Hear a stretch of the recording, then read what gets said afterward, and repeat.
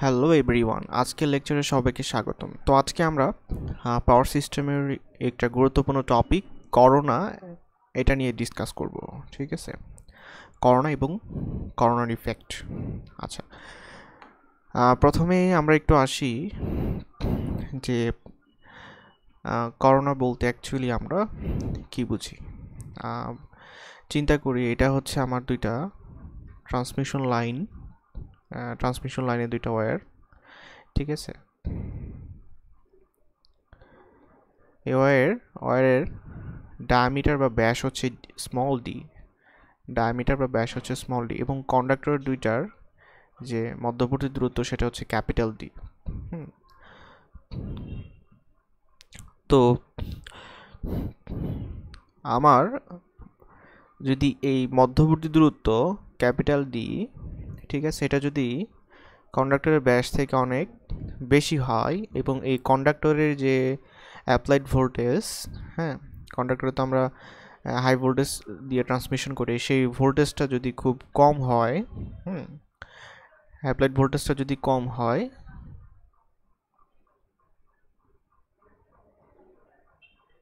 কন্ডাক্টরের applied voltage যদি কম হয় তাহলে কোনো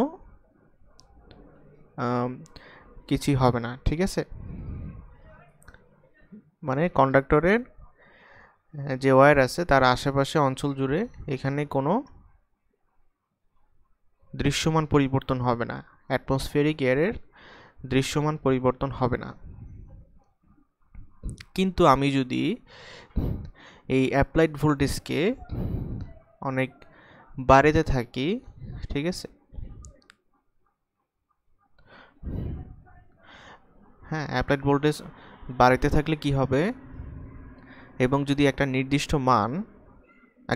মান আছে সেটার থেকে যদি বেশি হয় তাহলে কন্ডাক্টরগুলো থেকে একটা অনুজ্জ্বল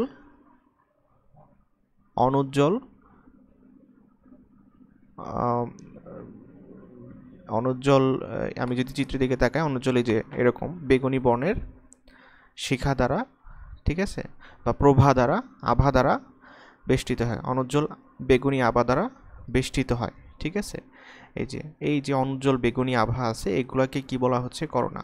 ঠিক আছে, তাহলে আমি কি বললাম, যদি আমি হাই ভোল্টেজ অ্যাপ্লাই করি, কন্ডাক্টরে যদি হাই ভোল্টেজ অ্যাপ্লাই করি তাহলে এই কন্ডাক্টরের আশেপাশে, ঠিক আছে, হ্যাঁ, এক প্রকার অনুজ্জ্বল বেগুনি আভা দ্বারা বেষ্টিত হয়, এটাকেই বলা হয় করোনা। ঠিক আছে, আর যদি ভোল্টেজ অনেক আরও বেশি অ্যাপ্লাই করি তাহলে কি হয়, তখন ভোল্টেজটা ডিসচার্জ হয়ে যায়। সেই চিত্রটা এখানে দেখানো হয়েছে যে, হ্যাঁ, ডিসচার্জ যখন এয়ারটা আর কি ইনসুলেটর হিসেবে কাজ করে না, এয়ারটা শর্ট সার্কিট হিসেবে কাজ করে, তখন এখানে ডিসচার্জ হয়ে যায়। তো এই জিনিসগুলো এখানে দেখানো হয়েছে। তো আমরা যে একটা নির্দিষ্ট ভোল্টেজের কথা বললাম, ঠিক আছে, ওই নির্দিষ্ট ভোল্টেজটাকে বলা হবে ক্রিটিক্যাল ডিসরাপটিভ ভোল্টেজ। ঠিক আছে, যে অর্থাৎ আমার যে কন্ডাক্টরের দুই প্রান্তে যে অ্যাপ্লাইড ভোল্টেজ, ঠিক আছে, একটা যে এটাতে অথবা এটাতে, এই দুইটাতেই যদি অ্যাপ্লাইড ভোল্টেজের মান একটা নির্দিষ্ট মানের চেয়ে বেশি হয়, অর্থাৎ ক্রিটিক্যাল ডিসরাপটিভ ভোল্টেজের বেশি হয়, তাহলেই এই বেগুনি মানে অনুজ্জ্বল বেগুনি আভা দেখা যায়, এটাকেই বলা হয় করোনা। ঠিক আছে, তো করোনার ফলে এটার প্রভাবটা কি, এখানে হিসিং শব্দ উৎপন্ন হয়। ঠিক আছে, এক প্রকার শব্দ উৎপন্ন হয়, সেটাকে আমরা বলি হিসিং। হ্যাঁ, তারপরে হচ্ছে ওজোন গ্যাস উৎপন্ন হয়, তারপরে করোনার কারণে করোনার পাওয়ার লস হয়, তারপর হচ্ছে রেডিও ইন্টারফিয়ারেন্স হয়। ঠিক আছে, মানে ব্যতিচার ঘটে, রেডিও ওয়েভের সাথে এটার ব্যতিচার ঘটে। এবং আমি ভোল্টেজটা যত বাড়াবো তত কিন্তু এই বেগুনি প্রভাটা বা বেগুনি বর্ণের আভাটা এটা কিন্তু তত বাড়বে। ঠিক আছে, এবং এই যে হিসিং যে শব্দটা আছে এটাও আরও বেশি জোরালো হবে। ঠিক আছে, এবং পাওয়ার লসটাও বেশি হবে এবং রেডিও নয়েজটাও তত বেশি হবে। তারপরে যদি অ্যাপ্লাইড ভোল্টেজটা ব্রেকডাউন ভোল্টেজের চেয়ে বেশি হয় তাহলে ফ্ল্যাশ ওভার সংঘটিত হয়, হ্যাঁ, যেটাকে আমরা এটা বলতেছি। তাহলে অ্যাপ্লাইড ভোল্টেজ যদি ক্রিটিক্যাল ডিসরাপটিভ ভোল্টেজের চেয়ে বেশি হয় তাহলে করোনা ইফেক্ট দেখা যায়। হ্যাঁ, অ্যাপ্লাইড ভোল্টেজ বাড়ালে এখানে অতিবেগুনি রশ্মিটা বাড়ে, হিসিং হিসিং শব্দ বাড়ে, মানে সব কিছুই বাড়ে আর কি। হ্যাঁ, লসও বাড়ে, রেডিও ইন্টারফিয়ারেন্সও বেশি হয়। এবং বাড়াতে বাড়াতে যদি এক সময় আমি কি করি, অনেক বেশি অ্যাপ্লাই করে ফেলি, অর্থাৎ আমি ব্রেকডাউন ভোল্টেজের চেয়ে বেশি ভোল্টেজ অ্যাপ্লাই করে ফেলি, দুইটা মানে কন্ডাক্টরের অ্যাপ্লাইড ভোল্টেজ যদি এটার চেয়ে বেশি হয়, এই ব্রেকডাউন ভোল্টেজের চেয়ে বেশি হয়, তাহলে কি হয়, তাহলে এই যে এরকম ফ্ল্যাশ ওভার সংগঠিত হয়, ফ্ল্যাশ ওভার সংগঠিত হয়। তো ফ্ল্যাশ ওভার সংগঠিত হওয়া মানে কি, ফ্ল্যাশ ওভার সংগঠিত হওয়া মানে হচ্ছে যে এয়ারের ইনসুলেশন নষ্ট হয়ে যাওয়া, ঠিক আছে। এয়ার তো এখানে ইনসুলেটর হিসেবে কাজ করতে পারে, আমি যদি এত বেশি ভোল্টেজ অ্যাপ্লাই করি তখন আর এয়ার ইনসুলেটর হিসেবে কাজ করতে পারে না, ঠিক আছে। তাহলে আমি যদি করোনার ডেফিনিশনটা যদি লিখতে চাই সুন্দর করে,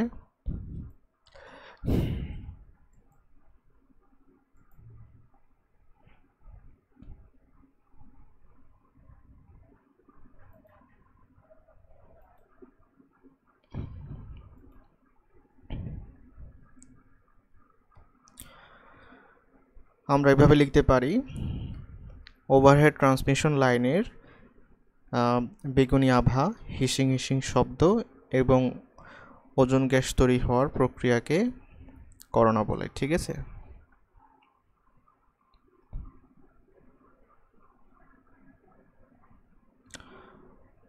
ওভারহেড ট্রান্সমিশন লাইনে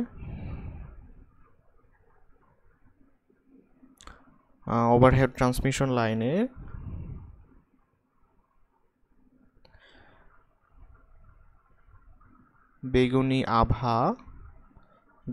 আভা, হিসিং হিসিং শব্দ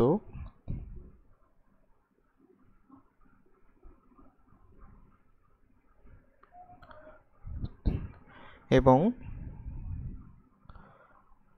ওজোন গ্যাস তৈরি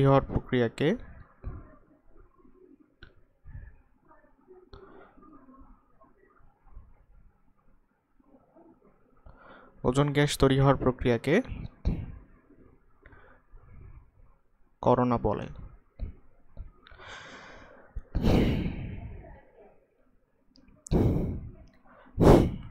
কন্ডাক্টরটা যদি মসৃণ হয় তাহলে অতিবেগুনি আভাটা পুরো কন্ডাক্টর জুড়ে বিদ্যমান থাকে, ঠিক আছে।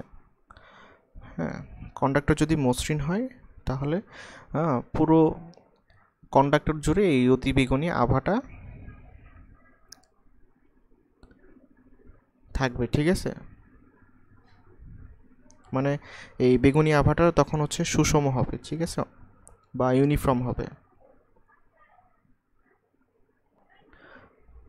আর যদি সব জায়গায় যদি মসৃণ না হয় তাহলে যে সকল জায়গায় জায়গায় অমসৃণ আছে সেই সকল জায়গায় হচ্ছে আভাটা বেশি উজ্জ্বল দেখাবে, ঠিক আছে।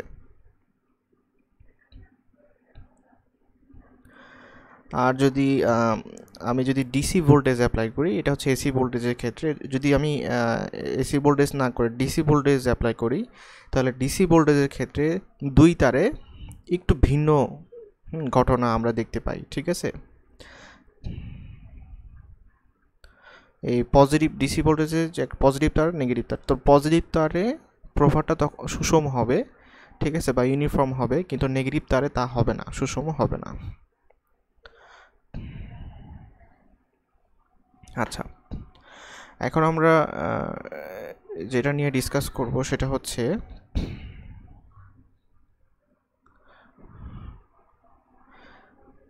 করোনা ফরমেশনের থিওরি, ঠিক আছে।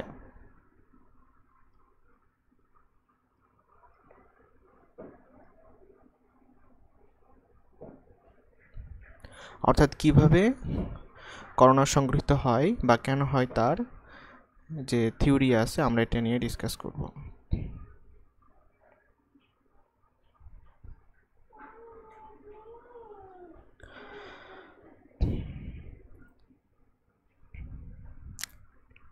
আচ্ছা, প্রথম কথা আসি যে বাতাস কেন আয়নিত হয়।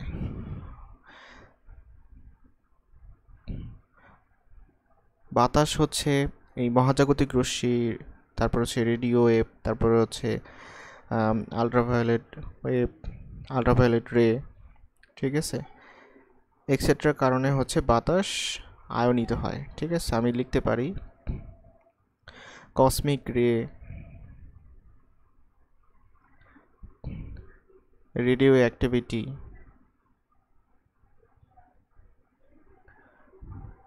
এবং আলট্রাভায়োলেট রশ্মি, ঠিক আছে, ইত্যাদি এর কারণে আমার যে বায়ুমণ্ডলে যে বাতাস আছে সেটা হচ্ছে আয়নিত হয়। বাতাস আয়নিত হয়।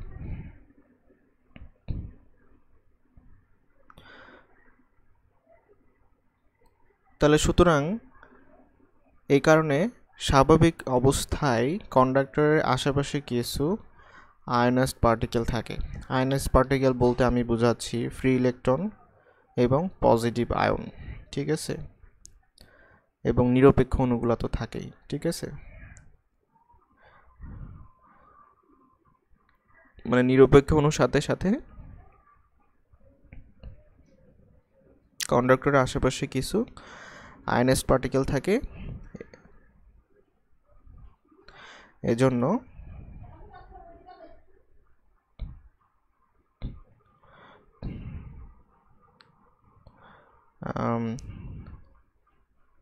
স্বাভাবিক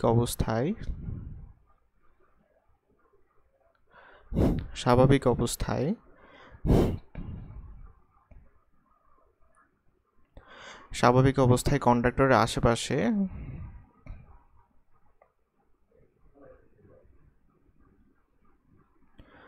কিছু আয়োনাইজড পার্টিকেল থাকে বা আয়নিত কণা থাকে, ঠিক আছে।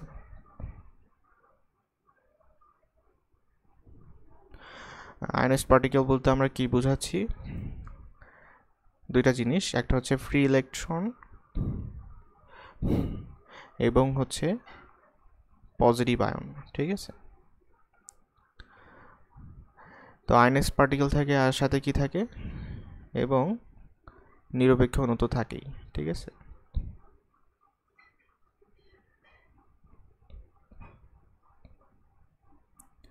মানে চার্জবিহীন যে অণুগুলো, মলিকিউল আছে সেগুলোর কথা বলতেছে।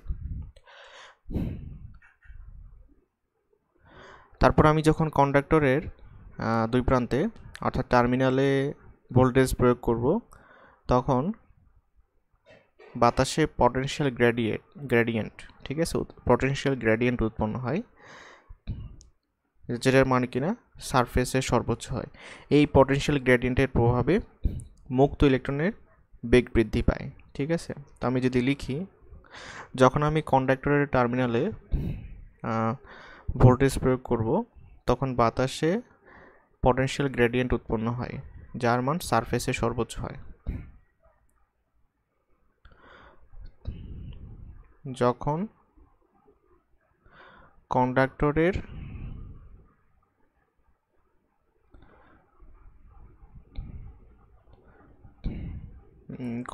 টার্মিনালে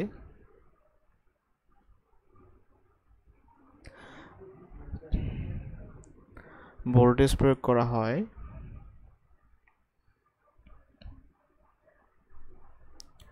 যখন কন্ডাক্টরের টার্মিনালে ভোল্টেজ প্রয়োগ করা হয় তখন বাতাসে পটেনশিয়াল গ্রেডিয়েন্ট উৎপন্ন হয়।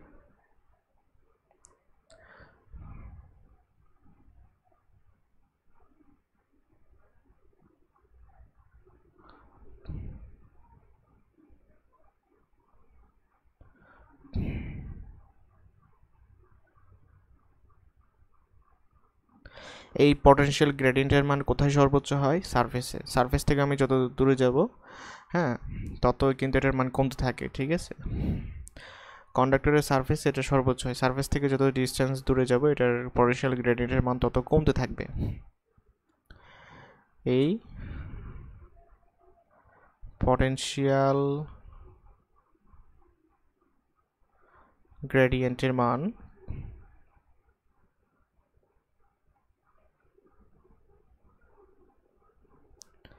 কন্ডাক্টরের সারফেসে সর্বোচ্চ হয় বা ম্যাক্সিমাম হয়।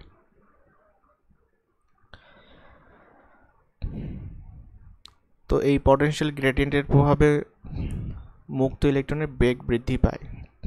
এই পটেনশিয়াল গ্রেডিয়েন্টের প্রভাবে মুক্ত ইলেকট্রনের বেগ বৃদ্ধি পায়। ফ্রি ইলেকট্রন যেগুলো আছে এগুলোর ভ্যালোসিটি ইনক্রিজ করে।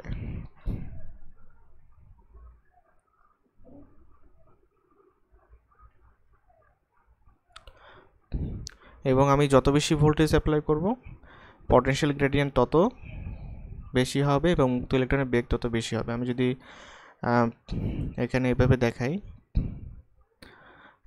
যে আমি অ্যাপ্লাইড ভোল্টেজ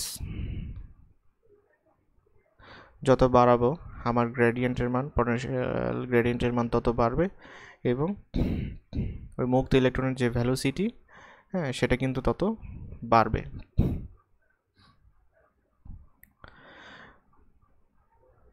যখন কন্ডাক্টরের সারফেসে পটেনশিয়াল গ্রেডিয়েন্টের মান অর্থাৎ এই জি এর মানটা 30 কিলো ভোল্টেজ পার সেন্টিমিটারের চেয়ে এর মতো হয়, এর কাছাকাছি হয়, 30 কিলো ভোল্ট পার সেন্টিমিটারের কাছাকাছি হয়, তখন মুক্ত ইলেকট্রনগুলো একটা নিরপেক্ষ অণু বা নিউট্রাল মলিকিউলকে আঘাত করার জন্য পর্যাপ্ত বেগ অর্জন করে। ঠিক আছে, আমি যদি বলি যখন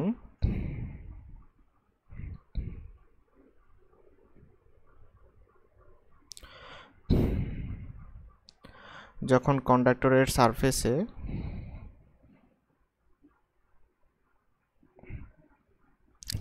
সারফেসের এই পটেনশিয়াল গ্রেডিয়েন্টের মান অর্থাৎ এই জি এর মান পটেনশিয়াল গ্রেডিয়েন্টের মান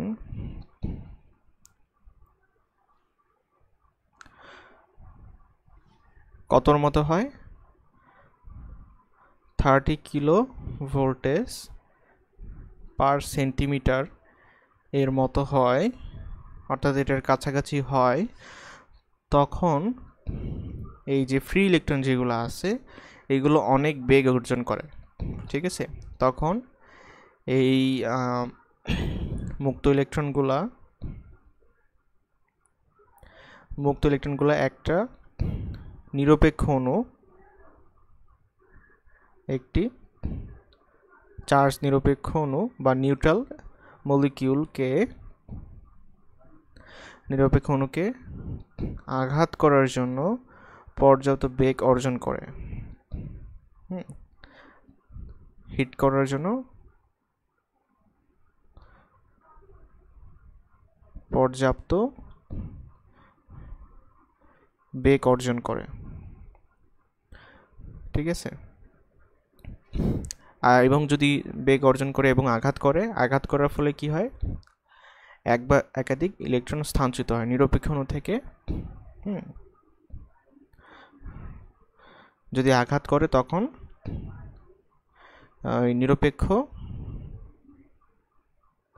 অণু থেকে এক বা একাধিক ইলেকট্রন স্থানচ্যুত হয়।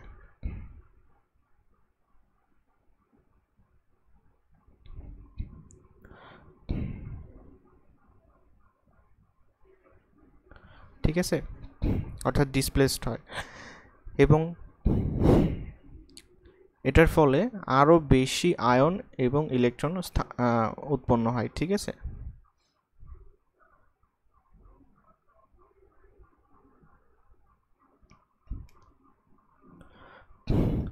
যার ফলে আরও বেশি আয়ন ও ইলেকট্রন স্থানচ্যুত হয়, ঠিক আছে। এবং এই যে আয়নাইজেশন পদ্ধতি, এটা হচ্ছে ক্রমবর্ধমান হারে বাড়তে থাকে, ঠিক আছে। এই যে আয়নিত হওয়া, এটা কিন্তু ক্রমবর্ধমান, ঠিক আছে, আরও বৃদ্ধি পায়, ঠিক আছে। এই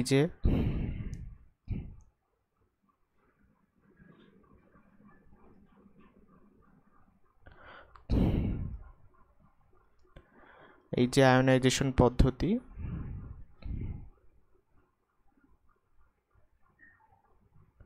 এটা কি ক্রমবর্ধমান।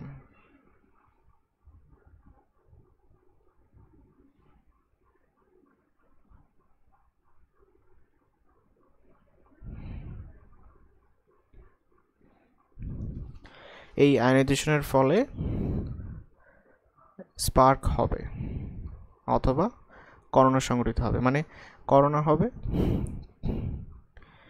এই আয়নাইজেশনের কারণেই। এই আয়নাইজেশনের কারণে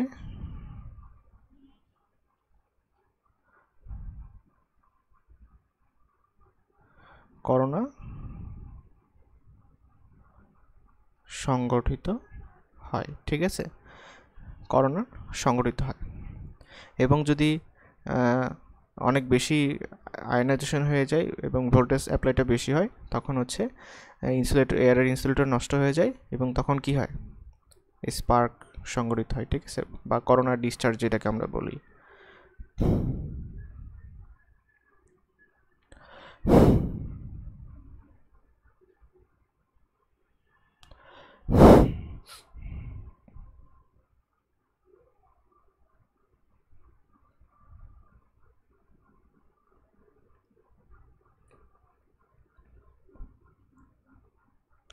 এরপর আমরা আলোচনা করব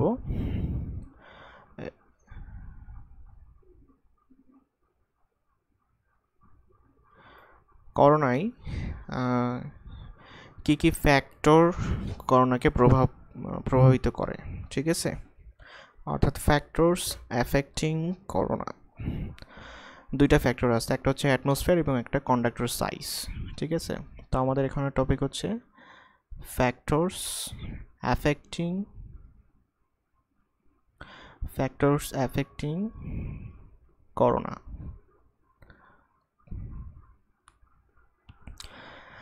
বায়ুমণ্ডলের ফিজিক্যাল অথবা লাইনের অবস্থা দ্বারা করোনা প্রভাবিত হয়। হ্যাঁ, দুইটা ফ্যাক্টরের উপর বা দুইটা কারণের উপর করোনা নির্ভর করবে। একটা হচ্ছে অ্যাটমসফিয়ার আর একটা হচ্ছে কন্ডাক্টর সাইজ। তো প্রথমে আলোচনা করব হচ্ছে এই অ্যাটমসফিয়ার নিয়ে।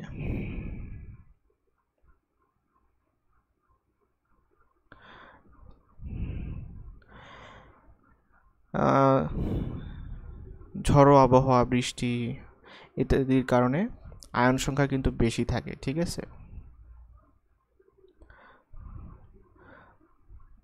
ঝড়ো আবহাওয়ার কারণে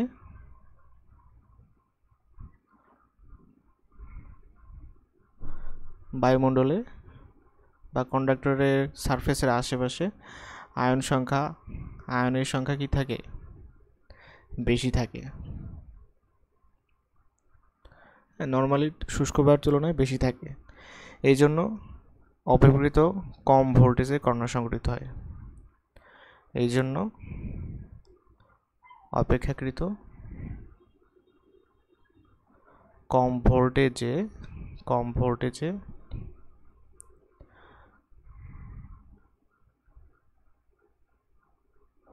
করোনা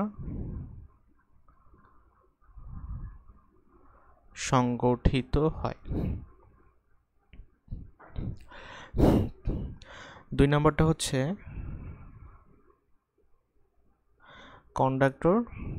কন্ডাক্টরের সাইজ, ঠিক আছে।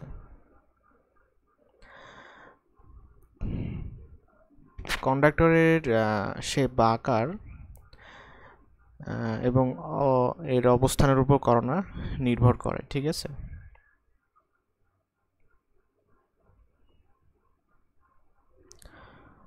কন্ডাক্টরের শেপ মানে মসৃণ না অমসৃণ আর কি,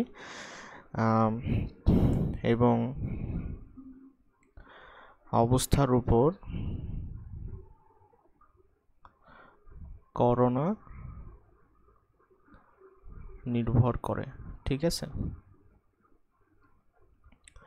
অমসৃণ সারফেসটা যদি অমসৃণ হয় তাহলে ব্রেকডাউন ভোল্টেজের মান হ্রাস পায়, ফলে করোনা বৃদ্ধি পায়, ঠিক আছে। আমার কন্ডাক্টরের যে সারফেস আছে সেটা যদি অমসৃণ হয়, সারফেস অমসৃণ হলে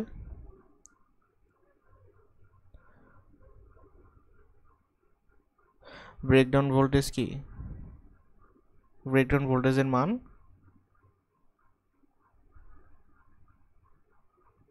হ্রাস পায়। সারফেস অমসৃণ হলে ব্রেকডাউন ভোল্টেজের মান হ্রাস পায়। এর ফলে কি হয়, ফলে করোনা বৃদ্ধি পায়।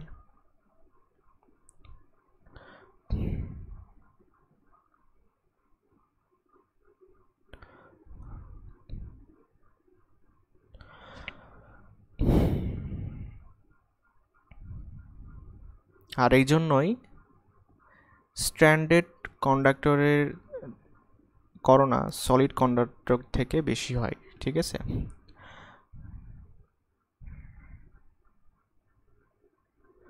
এজন্য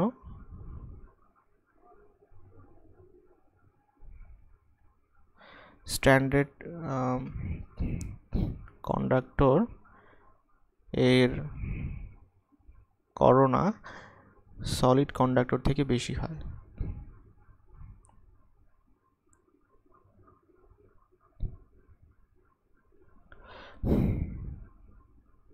সলিড কন্ডাক্টর কোনগুলো, এই যে মনে করি এটা হচ্ছে এই যে মোটা সলিড কন্ডাক্টর, হ্যাঁ। আবার অনেক সময় এই সলিড কন্ডাক্টর ইউজ না করে কি করা হয়, অনেকগুলো এই যে এভাবে স্ট্যান্ডার্ড কন্ডাক্টর ব্যবহার করা হয়, ঠিক আছে।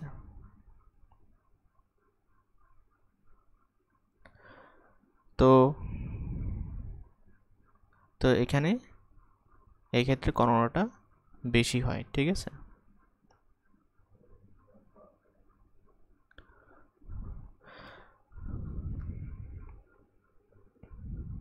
তিন নম্বর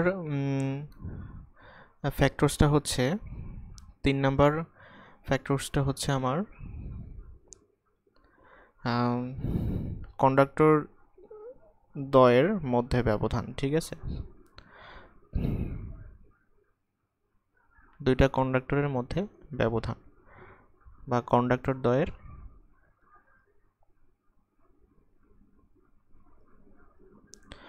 ব্যবধান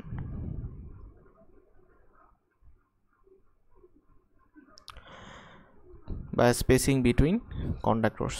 যদি কন্ডাক্টরদের ব্যবধান তাদের ব্যাস অপেক্ষা বেশি হয় তাহলে করোনা সংঘটিত হয় না, ঠিক আছে।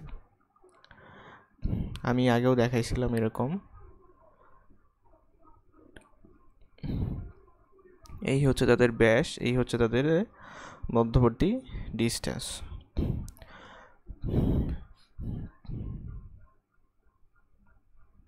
এখন ডি অর্থাৎ মধ্যবর্তী ব্যবধান তাদের ব্যাস অপেক্ষা বেশি, তাহলে করোনা সংঘটিত হয় না, ঠিক আছে। কারণ আমার এই যে স্পেসিং আছে বা ব্যবধান আছে এটা বড় হইলে কন্ডাক্টরের সারফেসের স্থির বৈদ্যুতিক স্ট্রেস হ্রাস পায়, ফলে করোনা সংঘটিত হয় না, ঠিক আছে। কারণ এই যে স্পেসিং বিটুইন কন্ডাক্টরস বা ব্যবধান, স্পেসিংটা বেশি হলে কন্ডাক্টরের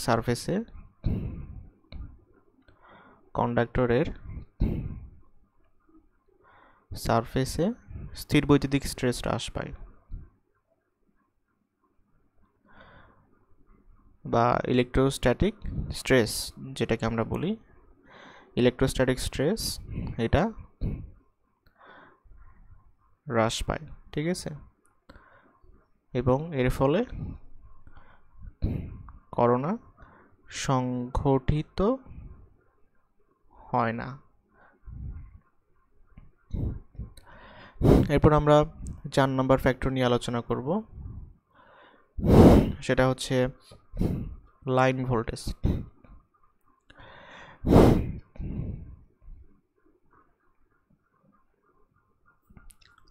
লাইন ভোল্টেজ কম হলে করোনা হয় না। লাইন ভোল্টেজ বেশি হলে কন্ডাক্টরের সারফেসে স্থির বৈদ্যুতিক স্ট্রেস ডেভেলপ করে, মানে বৃদ্ধি পায়, ঠিক আছে। লাইন ভোল্টেজ কম হলে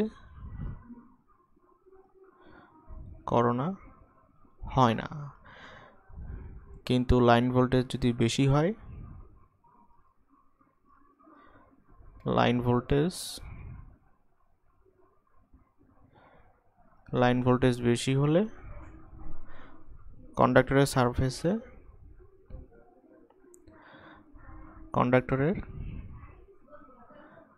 সারফেসে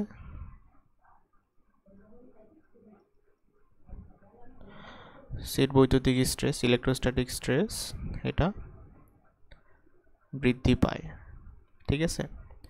ফলে কন্ডাক্টরের আশেপাশে এয়ার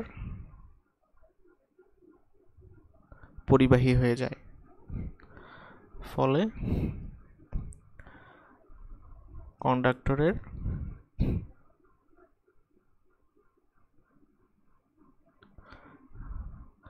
আশেপাশের যে বায়ু আছে, বাই এয়ার, ঠিক আছে, এটা পরিবাহী হয়ে যায়, মানে ইনসুলেশনটা নষ্ট হয়ে যায়, এবং তখন করোনা সংঘটিত হয়।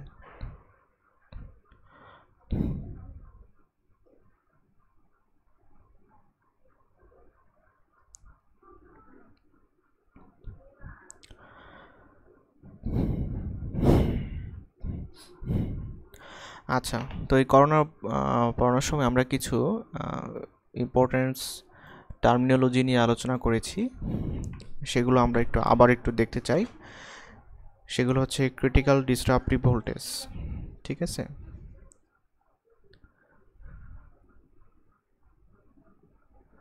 আরেকটা হচ্ছে ভিজুয়াল ক্রিটিক্যাল ভোল্টেজ, ঠিক আছে। আমরা এখন এই দুইটা টার্মিনোলজি নিয়ে বিস্তারিত ডিসকাস করব। তো প্রথমে আসতেছে হচ্ছে ক্রিটিক্যাল ডিসরাপটিভ ভোল্টেজ।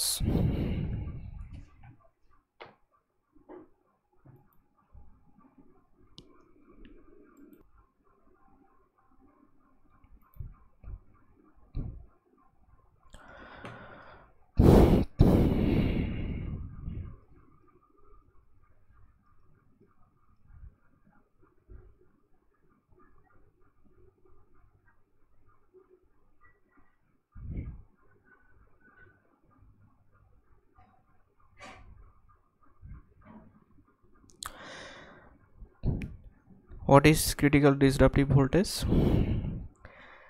আমি বলতে পারি যে যেই ফেজ নিউট্রাল ভোল্টেজে করোনা সংঘটিত হয় তার মিনিমাম ভ্যালু বা সর্বনিম্ন মান, যে ফেজ টু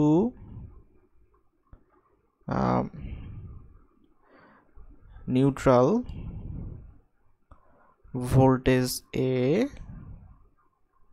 ভোল্টেজে করোনা সংঘটিত হয় তার সর্বনিম্ন মান,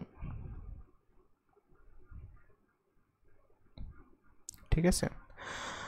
আমি ধরি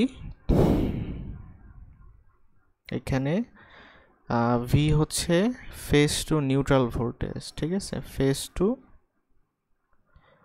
নিউট্রাল ভোল্টেজ, ঠিক আছে, phase to neutral voltage. D হচ্ছে স্পেসিং বিটুইন কন্ডাক্টর বা কন্ডাক্টরদের মধ্যবর্তী ব্যবধান।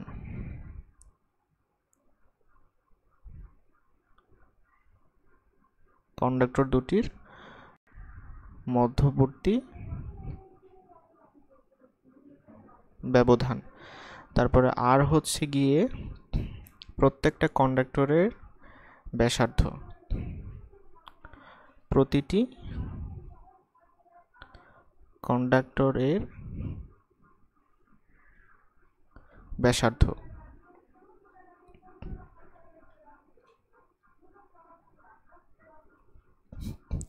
তাহলে কন্ডাক্টরের সারফেসের পটেনশিয়াল গ্রেডিয়েন্ট কত হবে? অতএব কন্ডাক্টরের সারফেস এ পটেনশিয়াল গ্রেডিয়েন্ট হবে G ইকুয়াল টু হচ্ছে V divided by R into লন D বাই R। ইউনিট হবে ভোল্টেজ পার সেন্টিমিটার, রাইট? এখন যদি করোনা সংঘটিত হইতে হয় তাহলে এই যে জি এর মান এটা এয়ারের ব্রেকডাউন স্ট্রেংথের সমান হইতে হবে, ঠিক আছে? করোনা সংঘটিত হতে হলে এই যে জি এর মান, পটেনশিয়াল গ্রেডিয়েন্টের মান এয়ারের ব্রেকডাউন স্ট্রেংথ এর সমান হইতে হবে, ঠিক আছে? এয়ারের ব্রেকডাউন স্ট্রেংথ এর সমান হতে হবে, এয়ারের ব্রেকডাউন স্ট্রেংথের সমান হতে হবে। আমরা জানি যে 76 সেন্টিমিটার বারুদ চাপ এবং 25 ডিগ্রি সেন্টিগ্রেড তাপমাত্রায় এয়ারের ব্রেকডাউন স্ট্রেংথ হচ্ছে 30 কিলোভোল্টেজ পার সেন্টিমিটার ম্যাক্সিমাম, ঠিক আছে?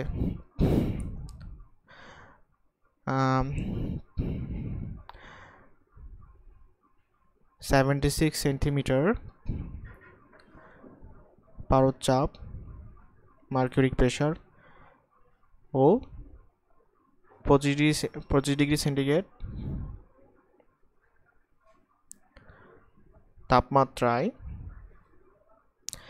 এই ব্রেকডাউন স্ট্রেংথের মান, এই ব্রেকডাউন স্ট্রেংথ এর মান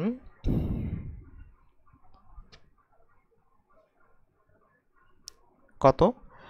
30 কিলোভোল্টেজ পার সেন্টিমিটার, ঠিক আছে? এটা হচ্ছে ম্যাক্সিমাম ভ্যালু। আর যদি আরএমএস ভ্যালু নেই, ঠিক আছে, মানে এটা হচ্ছে অ্যাম্পলিটিউড আর কি, আরএমএস ভ্যালু সেটা নিলে কত আসবে? 21.2 কিলোভোল্টেজ পার সেন্টিমিটার, ঠিক আছে? মানে এটাকে √2 দিয়ে ভাগ করছে এবং একে আমরা জি নোট দ্বারা ইন্ডিকেট করব, ঠিক আছে? জি নোট দ্বারা ডিনোট করব।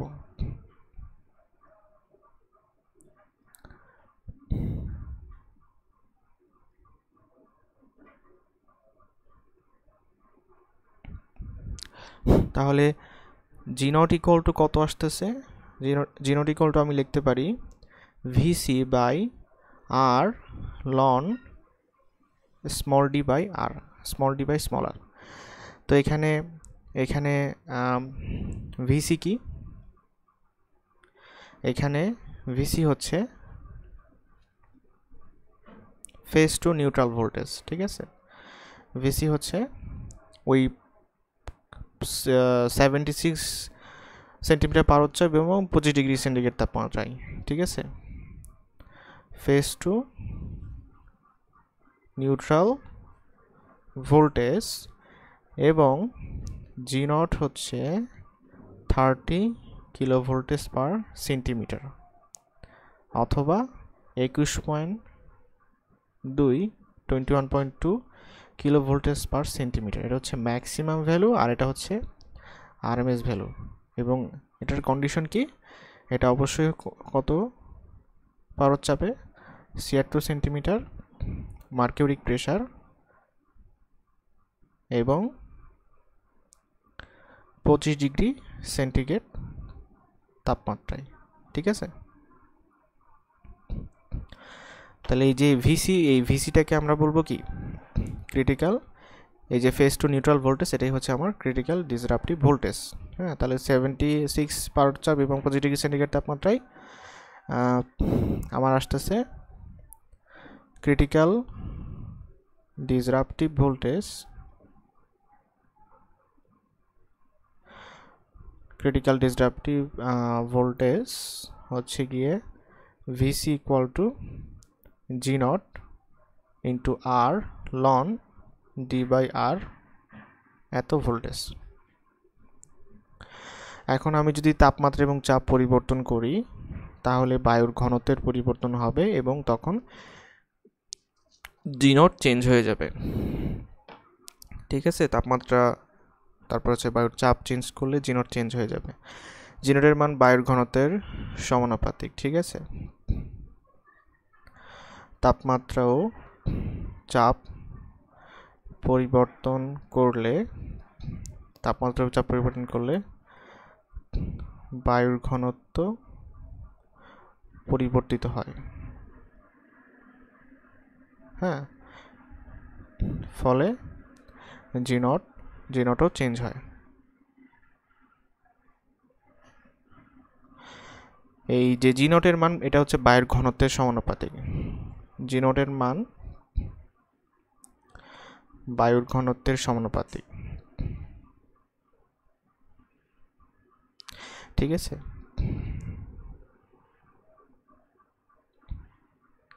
তাহলে আমি যদি চিন্তা করি বি সেন্টিমিটার পারদ চাপ এবং টি ডিগ্রি সেন্টিগ্রেড তাপমাত্রায় ব্রেকডাউন স্ট্রেংথের মান হচ্ছে ডেল জি নট। ঠিক আছে, আমি যদি 76 সেন্টিমিটার আর যদি ওই 25 ডিগ্রি সেন্টিগ্রেড না নিয়ে যদি এখন কত নিব, 20 সেন্টিমিটার পারদ চাপ এবং টি ডিগ্রি সেন্টিগ্রেড তাপমাত্রায় বায়ুর ব্রেকডাউন স্ট্রেংথ কত,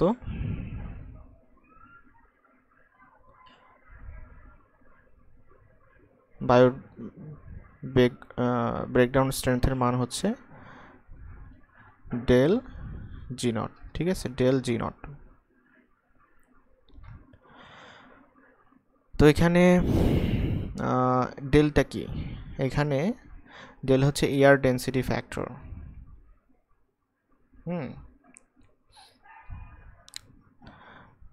বায়ুর ঘনত্বের গুণিতক আর কি। ঠিক আছে, এয়ার ডেন্সিটি ফ্যাক্টর, এটার মান কত বা এটার মান আমরা কিভাবে বের করব, বি এবং টি এর সাথে এটার সম্পর্ক হচ্ছে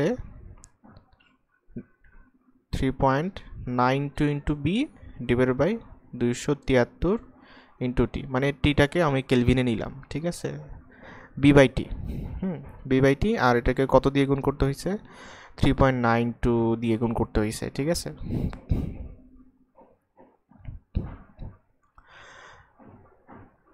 তো চিন্তা করি এটা ডেল যদি বাদ দিই তাহলে থাকে কি জি নট। জি নট হচ্ছে ওই যে আদর্শ তাপমাত্রা বা স্ট্যান্ডার্ড কন্ডিশনে। স্ট্যান্ডার্ড কন্ডিশন মানে কি, একটু আগে দেখে আসলাম 76 সেন্টিমিটার আর 25 ডিগ্রি সেন্টিগ্রেড তাপমাত্রা। ঠিক আছে, তো আমি যদি এখানে বি এর মান যদি ওই 76 বসাই, ঠিক আছে, হ্যাঁ, এখানে আর যদি এখানে যদি 25 ডিগ্রি সেন্টিগ্রেড বসাই তাহলে দেখব ডেলের মান কি আসে, 1 আসে।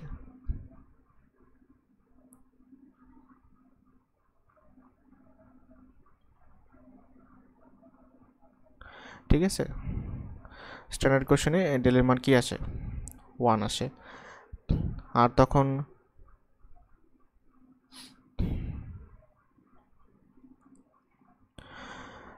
আমি যদি ডেল চিন্তা করি এই যে কোনো কন্ডিশন, অর্থাৎ 20 সেন্টিমিটার পার হচ্ছে এবং 3 ডিগ্রি সেন্টিগ্রেড তাপমাত্রায়, তাহলে ক্রিটিক্যাল ডিসরাপটিভ ভোল্টেজ কত হবে,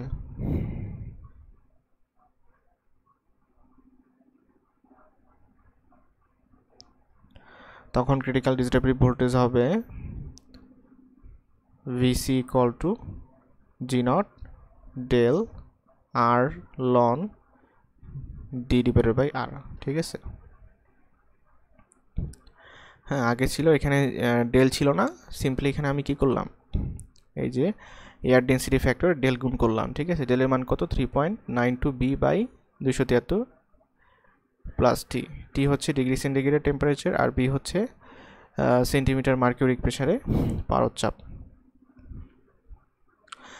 ঠিক আছে।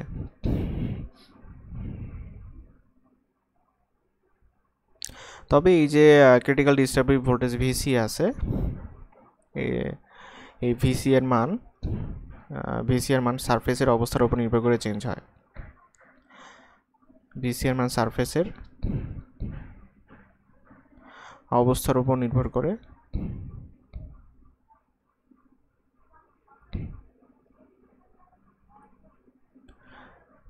চেঞ্জ হয়।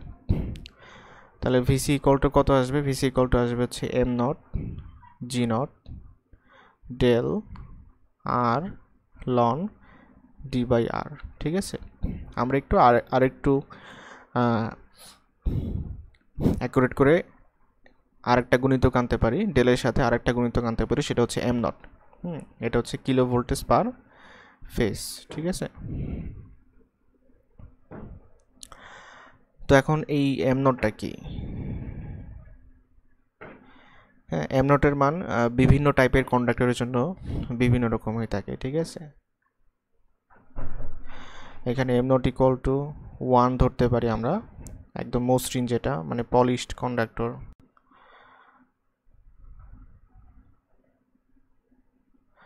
পলিশড কন্ডাক্টরের জন্য আবার এম এর মান ধরতে পারি আমরা 0.98, মানে একটু কম, সেটা কিসের জন্য, ডার্টি কন্ডাক্টরের জন্য।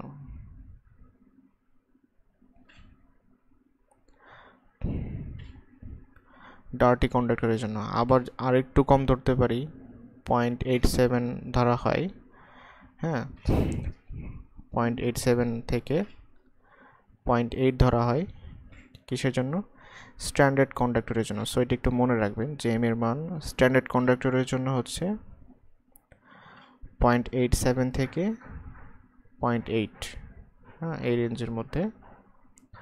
কিসের জন্য, স্ট্যান্ডার্ড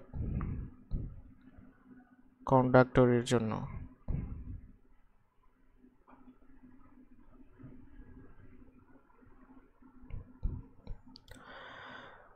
আচ্ছা, তারপরে আমাদের নেক্সট টার্মিনোলজিটা হচ্ছে ভিজুয়াল ক্রিটিক্যাল ভোল্টেজ।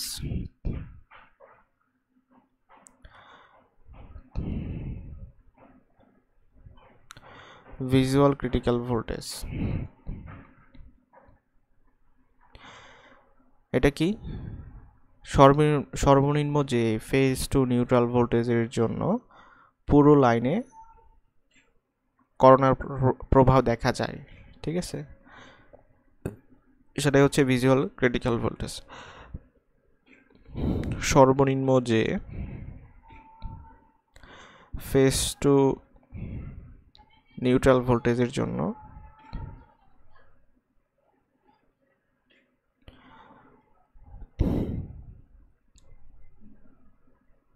পুরো লাইনে করোনার প্রভাব দেখা যায়,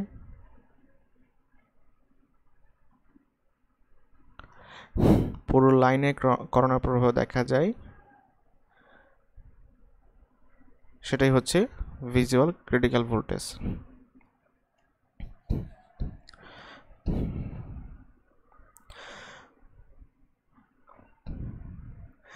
প্যারালাল কন্ডাক্টর বা সমান্তরাল কন্ডাক্টরের ক্ষেত্রে দেখা যায় যে করোনার প্রভাব বিসি থেকে শুরু না হয়ে ভিবি থেকে শুরু হয়, ঠিক আছে।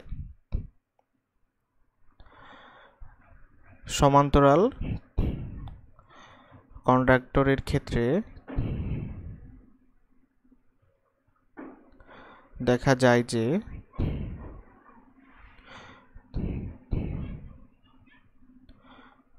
করোনার যে প্রভাব আছে সেটা ভিসিতে না শুরু হয়ে ভিভি থেকে শুরু হয়, অন্য একটা মান থেকে শুরু হয়। তো এই ভিভি এর মান কত, মানে ভিজুয়াল ক্রিটিক্যাল ভোল্টেজ থেকে শুরু হয়, ঠিক আছে। এই ভিজুয়াল ক্রিটিক্যাল ভোল্টেজের মান কত, এটাকে আমরা এইভাবে এক্সপ্রেস করতে পারি, M V G not del R 1+0.3 root over del into r ln d by r kilo voltage per phase. এটাই হচ্ছে আমার ভিজুয়াল ক্রিটিক্যাল ভোল্টেজের মান, ঠিক আছে। ঠিক আছে, তাহলে এখানে অনেকগুলো ফ্যাক্টর আসলো, এমভি আসলো, তারপরে এটা আসলো, এই ভগ্নাংশটা আসলো, ঠিক আছে, এই দুইটা জিনিস আসছে।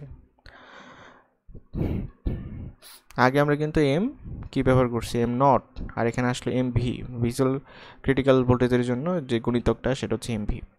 এম ভি এর মান কীরকম হইতে পারে, এম ভি এখানে কি আসলে, এখানে এম ভি হলো আরেক প্রকার ইরেগুলারিটি ফ্যাক্টর, ঠিক আছে, মানে এটাকে আমরা একটা ফ্যাক্টর হিসেবে চিন্তা করব।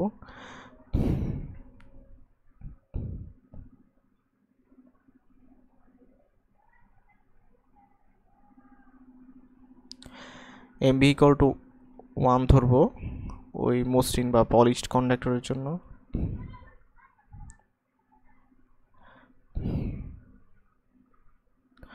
আর এমভি ইকুয়াল টু আমি ধরতে পারি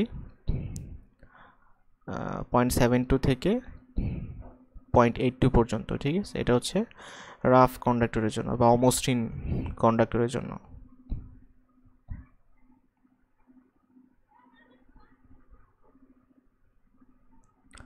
ওকে,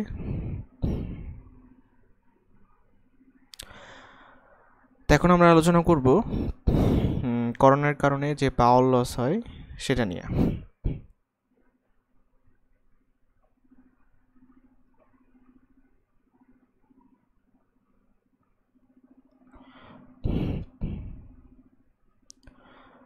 পাওয়ার লস ডিউ টু করোনা।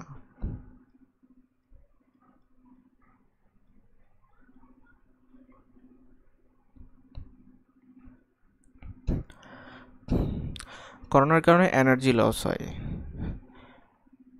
তারপর তাপ, আলো, শব্দ, রাসায়নিক বিক্রিয়া ইত্যাদি হিসেবে এনার্জি ডিসিপেটেড হয়, ঠিক আছে।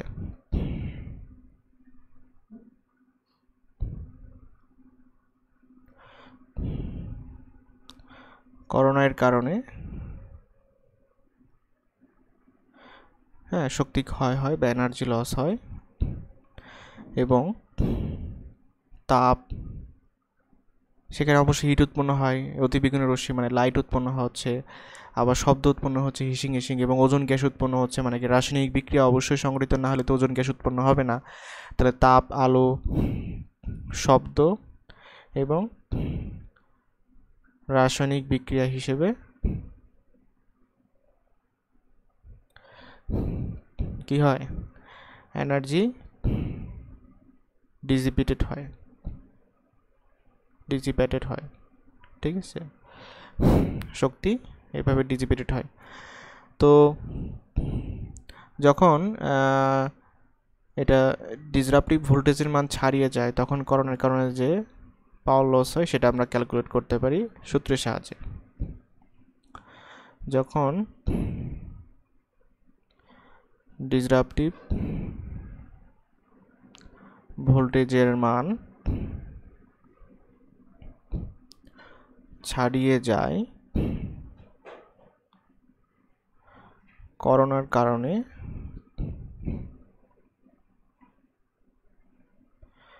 যে পাওয়ার লস হয় তা হলো P ইকুয়াল টু 242.2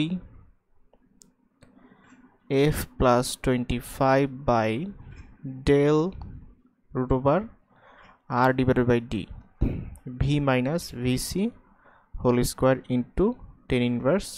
একক কী হবে, kilowatt per kilometre per phase, ঠিক আছে। বিশাল একটা সূত্র, ঠিক আছে। এই সূত্রের সাহায্যে আমি পাওয়ার লসটা ক্যালকুলেট করতে পারি। এখানে এফ কি বুঝতে পারতেছি, এখানে হচ্ছে সাপ্লাই ফ্রিকোয়েন্সি, এফ হচ্ছে গিয়ে আমার সাপ্লাই ফ্রিকোয়েন্সি কোন এককে, হার্জ এককে। তারপর হচ্ছে ভি কি, এই যে ভি, ভি হচ্ছে ফেজ টু নিউট্রাল ভোল্টেজের আরএমএস মান, ঠিক আছে, ফেজ টু নিউট্রাল ভোল্টেজের আরএমএস মান। আর ভিসি তো জানি, সেটা হচ্ছে ডিস্টার্বিং ভোল্টেজ পার ফেজ।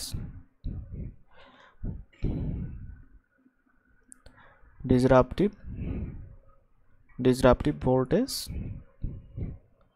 পার ফেজের আরএমএস ভ্যালু, রাইট।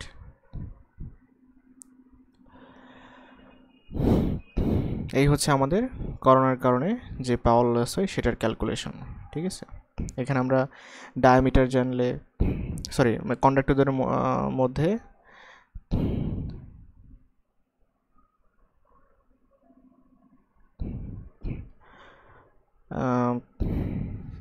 ফ্রিকোয়েন্সি বসাবো। এখানে ডি বলতে অ্যাকচুয়ালি মনে হয় কন্ডাক্টর দুইটার মধ্যে ডিস্টেন্সকে বুঝাইছে, ঠিক আছে। আর হচ্ছে রেডিয়াস, কন্ডাক্টরের ব্যাসার্ধ। বি হচ্ছে ফেজ টু নিউট্রাল ভোল্টেজ এর আরএমএস মান, আর ভিসি হচ্ছে ক্রিটিক্যাল ডিসরাপটিভ ভোল্টেজ, ঠিক আছে। তাহলে আমি কিলোওয়াট পার কিলোমিটার পার ফেজে হচ্ছে আমি কি পেয়ে যাচ্ছি, পাওয়ার লসটা ক্যালকুলেট করতে পারবো।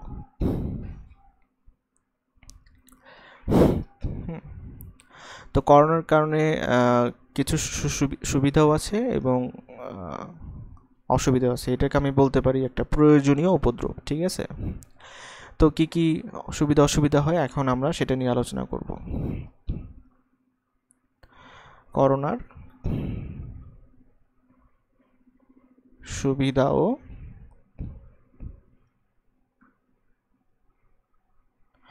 অসুবিধা। প্রথমে আমরা সুবিধাগুলো নিয়ে আলোচনা করি, ঠিক আছে। তো 1 নম্বরে, করোনা সংঘটিত হবার কারণে কন্ডাক্টরের আশেপাশের বাতাস পরিবাহী হয়ে যায়, ঠিক আছে। করোনা সংঘটিত হবার কারণে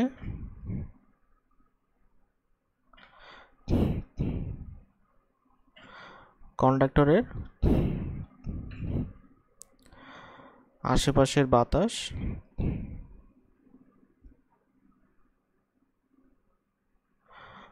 পরিবাহী হয়ে যায়, কন্ডাক্টরের আশেপাশের বাতাস পরিবাহী হয়ে যায়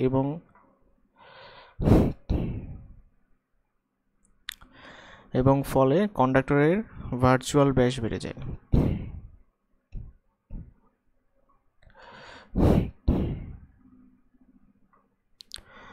কন্ডাক্টরের ভার্চুয়াল ব্যাস বৃদ্ধি পায়।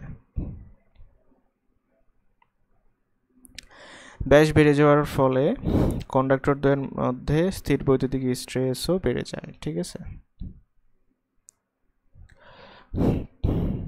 ব্যাস বেড়ে যাওয়ার ফলে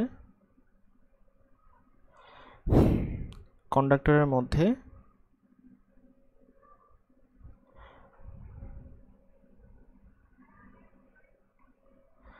ইলেকট্রোস্ট্যাটিক স্ট্রেস বা স্থির বৈদ্যুতিক স্ট্রেস, চাপ, ইলেকট্রোস্ট্যাটিক স্ট্রেসও বেড়ে যায়, ঠিক আছে। তাহলে এটা একটা সুবিধা পেলাম আমরা। আরেকটা সুবিধা আছে,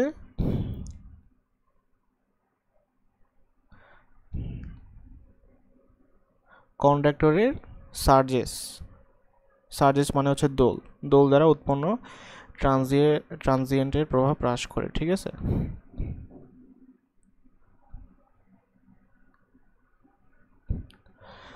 করোনা সার্জেস মানে হচ্ছে দোল বলতে পারি, সার্জেস দ্বারা উৎপন্ন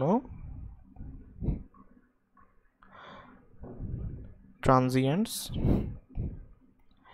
এর প্রভাব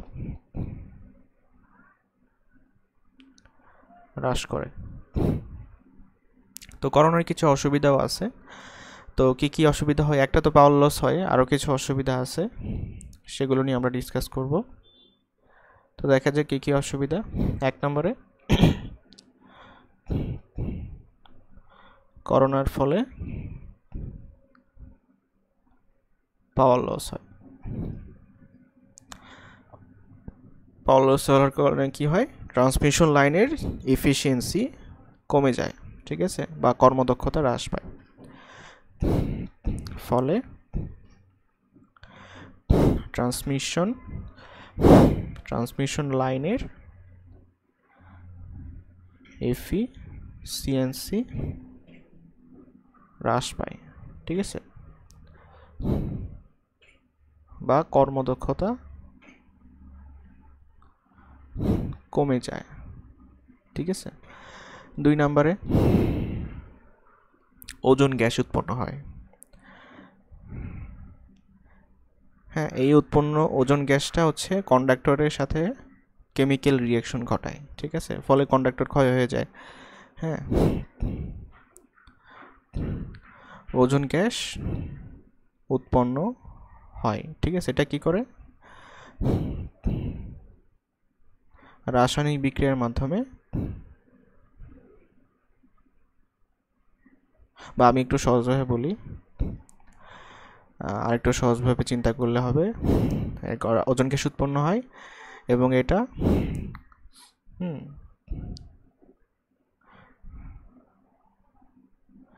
কন্ডাক্টরের সাথে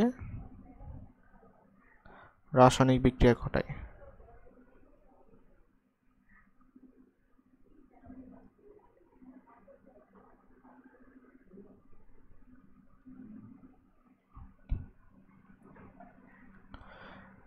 রাসায়নিক বিক্রিয়া ঘটায়,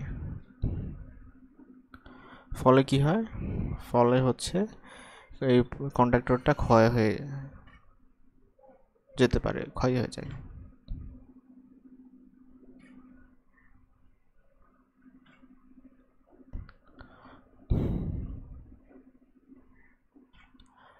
তিন নম্বরে, করোনার কারণে কারেন্ট ড্রন হয়। এই জিনিসটা কি, এটা হলো নন সাইনোসয়েডাল,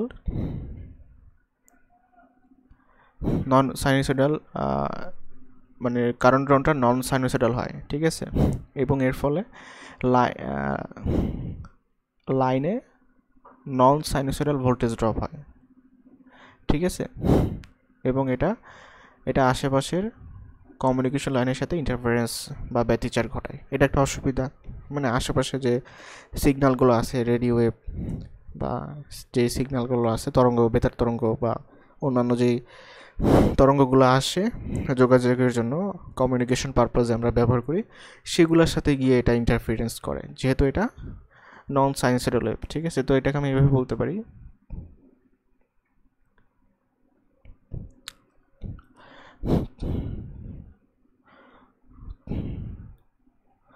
করোনার কারণে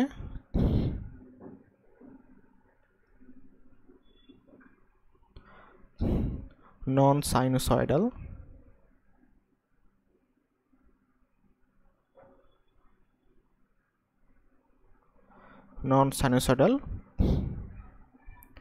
কারেন্ট ড্রন হয়, ঠিক আছে।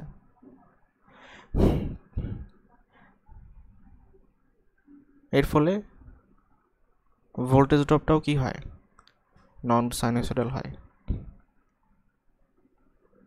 মানে এটার ফলে যে ভোল্টেজ ড্রপ, সেটা এইভাবে লিখি,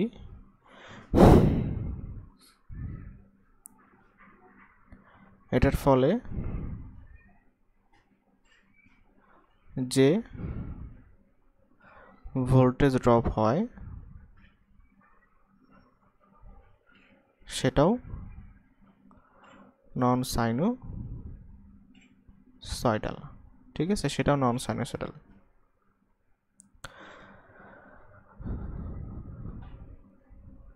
এবং এটা আশেপাশের যে কমিউনিকেশন লাইন আছে তার সাথে ইন্টারফারেন্স করে, ঠিক আছে। এটা আশেপাশের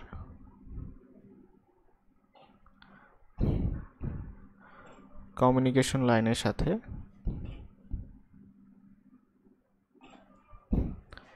ইন্টারফারেন্স করে।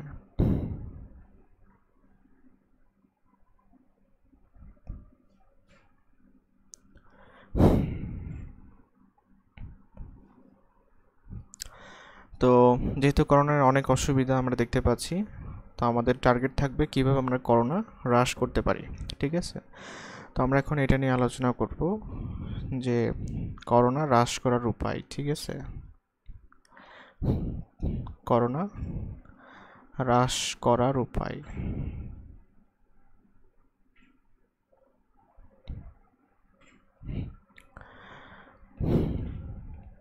করোনা কখন হয়? আমার যদি ওয়ার্কিং যে ভোল্টেজটা আছে কন্ডাক্টরের, যে অ্যাপ্লাইড ভোল্টেজ, সেটা হচ্ছে 30 কিলো ভোল্ট বা তার বেশি হলে করোনা প্রভাবটা দেখা যায়। ঠিক আছে, যে বেগুনি আভাটা সেটা দেখা যায়। ঠিক আছে, তো নিম্নোক্ত দুইটা পদ্ধতিতে আমরা করোনা হ্রাস করতে পারি। আমরা হচ্ছে দুইটা পদ্ধতি, একটা হচ্ছে কন্ডাক্টরের সাইজ বৃদ্ধি করে, আর একটা হচ্ছে কন্ডাক্টরের যে স্পেসিং বা কন্ডাক্টরের এর মধ্যবর্তী ব্যবধান সেটা বৃদ্ধি করে করোনা হ্রাস করতে পারি। তাহলে 1 নম্বর উপায় কি? কন্ডাক্টরের সাইজ বৃদ্ধি করে। ঠিক আছে, কন্ডাক্টরের সাইজ বৃদ্ধি করে। তাহলে সাইজ বৃদ্ধি করলে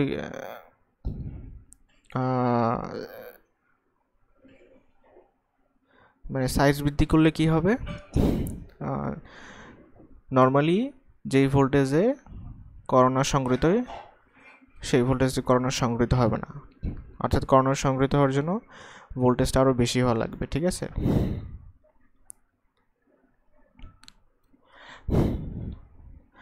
মনে করি নর্মালি 30 কিলো ভোল্টেজে, হ্যাঁ 30 কেভিতে করোনা সংগৃহীত। এখন যদি আমি সাইজ বৃদ্ধি করি তাহলে দেখা যাবে যে এর চেয়ে বেশি, মনে করি যে ফর এক্সাম্পল 40 কিলো ভোল্টেজে করোনা সংগৃহীত হয়। ঠিক আছে, তো কত ভোল্টেজে করোনা সংগৃহীত, এটা আমি কন্ডাক্টরের সাইজ বৃদ্ধি করে বাড়াইতে পারি। ঠিক আছে, হ্যাঁ, এই জন্য করোনা সংগৃহীত হলে হাই ভোল্টেজ লাগবে, হাই ভোল্টেজে না যেতে পারলে তো করোনা সংগৃহীত হবে না। এইভাবে সাইজ বৃদ্ধি করে করোনা হ্রাস করা যায়। তো সাইজ বৃদ্ধি করে যে ভোল্টেজ এ করোনা সংগঠিত হয় তা বাড়ানো যায়। ঠিক আছে, ফলে করোনার প্রভাব উল্লেখযোগ্যভাবে হ্রাস পায়।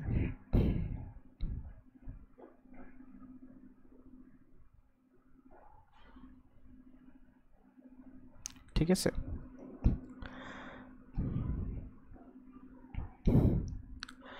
এই জন্য দেখা যায় যে যে সকল কন্ডাক্টরের ক্রস সেকশন বা প্রস্থচ্ছেদের ক্ষেত্রফল বেশি, ক্রস সেকশন এরিয়া বেশি, সেগুলোকে আমরা ট্রান্সমিশন লাইনের জন্য নির্বাচন করি। ঠিক আছে, দেখা যায় যে aluminium coil, steel reinforced conductor যেটা আছে, এটার ক্রস সেকশনটা বেশি হওয়ার কারণে ট্রান্সমিশন লাইনের জন্য আমরা এটাকে নির্বাচন করি। ঠিক আছে,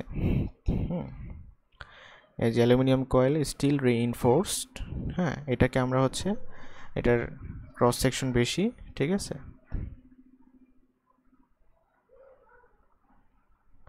হ্যাঁ, এবং এটাকে আমরা কি জন্য ব্যবহার করি? ট্রান্সমিশন লাইনের জন্য নির্বাচন করা হয়, এই করোনার ইফেক্টটা কমানোর জন্য।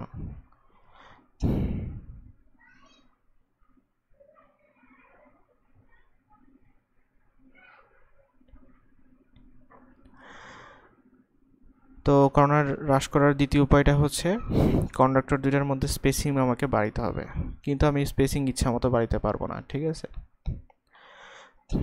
কন্ডাক্টরের স্পেসিং বৃদ্ধি করে। ঠিক আছে,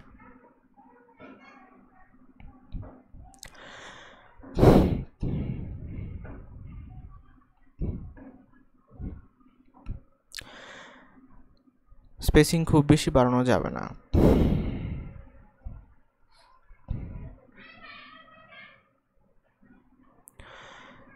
স্পেসিং বৃদ্ধি করো একইভাবে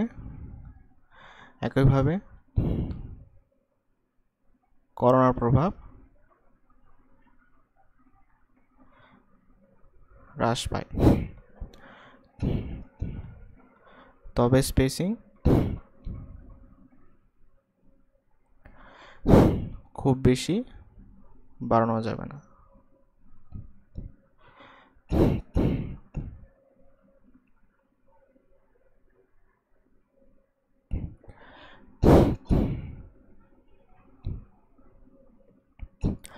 স্পেসিং বাড়াতে গেলে সাপোর্টিং স্ট্রাকচারের খরচ উল্লেখযোগ্যভাবে বৃদ্ধি পায়। কারণ কি, আমি যদি স্পেসিং অনেক বেশি বাড়াতে চাই তাহলে যে আমার যে সাপোর্টিং স্ট্রাকচার আছে অর্থাৎ খুঁটি যেটা আছে, হ্যাঁ, এটা অনেক বেশি স্ট্রং হওয়া লাগবে। সো আমার কস্টটা বেড়ে যাচ্ছে। তো আমি স্পেসিং আমার ইচ্ছা মতো, এই জন্য আমি স্পেসিং আমার ইচ্ছা মতো বাড়াতে পারবো না।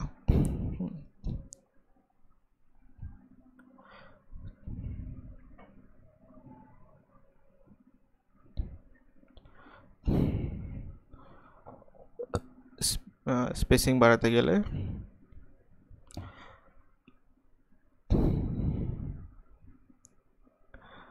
সাপোর্টিং স্ট্রাকচারের খরচ উল্লেখযোগ্যভাবে বৃদ্ধি পাবে।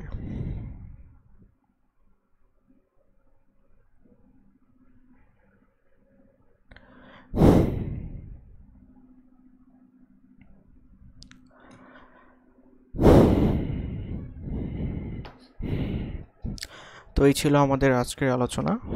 তো আজকের আলোচনায় আমরা করোনা সম্পর্কিত ওভারহেড ট্রান্সমিশন লাইনে করোনা নিয়ে বিস্তারিত আলোচনা করেছি।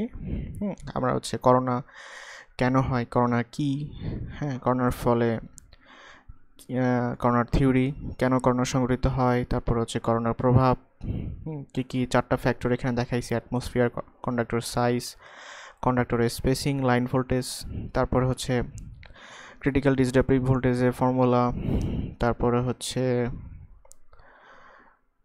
ভিজুয়াল ক্রিটিক্যাল ভোল্টেজের ফর্মুলা, তারপর পাওয়ার লসের ফর্মুলা, করোনার কারণে যে পাওয়ার লস হয় সেটা, তারপর করোনার সুবিধা অসুবিধা, তারপর করোনা হ্রাস করার 2টা উপায়: কন্ডাক্টরের সাইজ বৃদ্ধি করে, কন্ডাক্টরের স্পেসিং বৃদ্ধি করে। তো এই ছিল আমাদের আলোচনা। ধন্যবাদ সবাইকে।